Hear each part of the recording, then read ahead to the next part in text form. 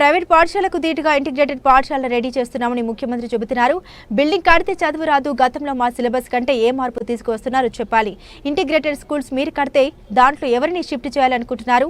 గురుకులాల్లో ఉన్న పిల్లలనా లేదా గవర్నమెంట్ పాఠశాలల్లో ఉన్న పిల్లలనా లేదా కొత్త వాళ్ళని తీసుకొస్తారా చెప్పాలి. మాజీ మంత్రి ఎమ్మెల్యే సబితా ఇంద్రారెడ్డి. దాంతోపాటు ఒక్కసారి ఇంటిగ్రేటెడ్ స్కూల్ నేను ఏర్పాటు చేస్తున్నా, చాలా ప్రైవేట్ స్కూల్స్తో దీటుగా నేను చదువు చెప్పాలనుకుంటున్నా అంటే బిల్డింగ్ కట్టినంత మాత్రాన చదువు రాదు. ముఖ్యమంత్రి గారు, మీరు ఏం మార్పు తీసుకొస్తున్నారు? గతంలో ఉన్న మా సిలబస్ కానీ ఇప్పుడున్న సిలబస్లో ఏం మార్పు తీసుకొస్తున్నారు? ఊరికైనా బిల్డింగ్లు కడుతున్నాం, కేసీఆర్ గారు కట్టారు కాబట్టి నేను కూడా కట్టి పెడతాను బిల్డింగ్లు అంటే కుదరదు. కేసీఆర్ గారు కలెక్టర్లు కట్టారు, ఎస్పీ ఆఫీసులు కట్టారు, సెక్రటరీ కట్టారు, కాబట్టి నేను కూడా ఇంటిగ్రేటెడ్ స్కూల్ కట్టేసి వదులుతుంటే కాదు.